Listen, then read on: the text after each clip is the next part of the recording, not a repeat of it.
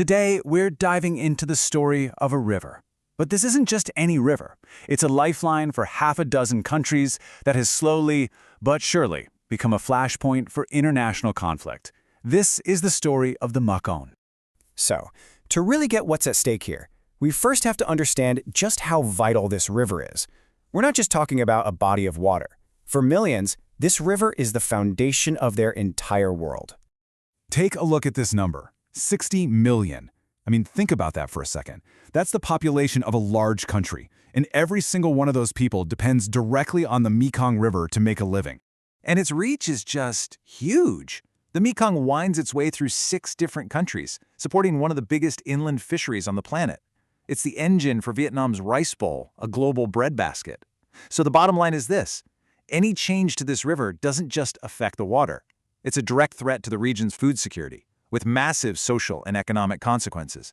So what exactly is causing such a massive change? Well, it started with the arrival of these enormous concrete giants built right in the middle of this ancient river system. For years now, the countries upstream, we're talking mainly China and Laos, have been on a dam building spree. These are massive, and I mean massive, hydroelectric projects.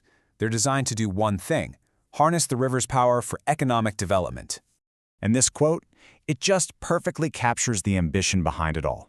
Laos, for instance, has a very clear goal: to become the battery of Southeast Asia. The idea is to generate huge amounts of electricity and sell it to their neighbors. It's a national economic strategy, all built on the power of the river. Which leads us to the central question of this whole story. On the surface, it sounds like a win-win, right? Clean energy, economic growth. But what are the consequences? What happens to the millions of people downstream when you put a chokehold on a river's natural rhythm? Well, the first major impact is something you might not even think of. It's not about the amount of water, not at first anyway. It's about what the water carries. The first ripple effect from these dams is being felt in the land itself, hundreds and hundreds of miles away. To get this, we have to talk about something called sediment. You can think of it as the river's lifeblood. It's this super nutrient-rich soil and silt that it's carried from millennia. This isn't just mud. It's the very stuff that literally built the incredibly fertile Mekong Delta, one layer at a time.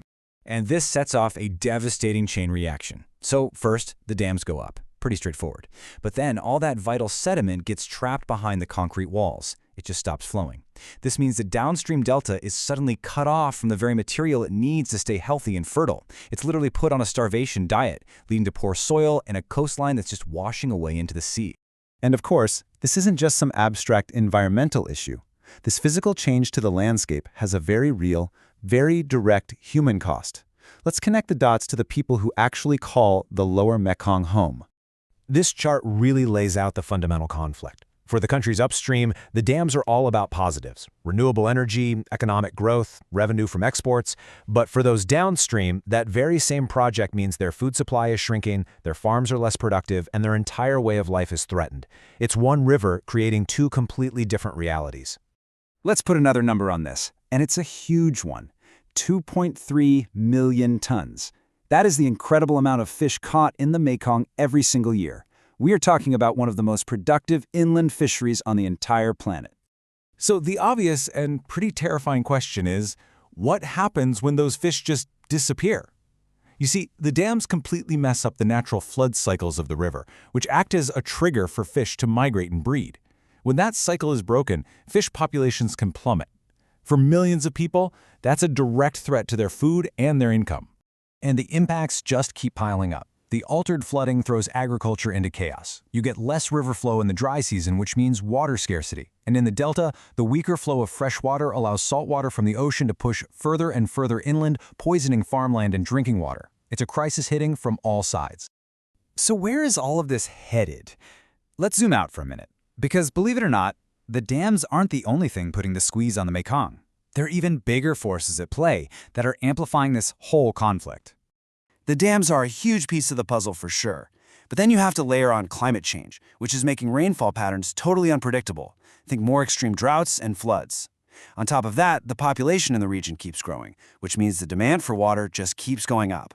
It's a perfect storm of pressure on one already strained river system. Now, you're probably thinking, okay, isn't anyone trying to manage this? And the answer is yes. There are attempts. There's an organization called the Mekong River Commission. But here's the catch. It has very limited power. And get this, China, the country with the most dams and the most control, isn't even a full member. That makes getting real, effective cooperation incredibly difficult. And that leaves us with this final, really challenging question. When you have one single river that everybody needs, but everybody wants something different from it, who gets to decide its fate?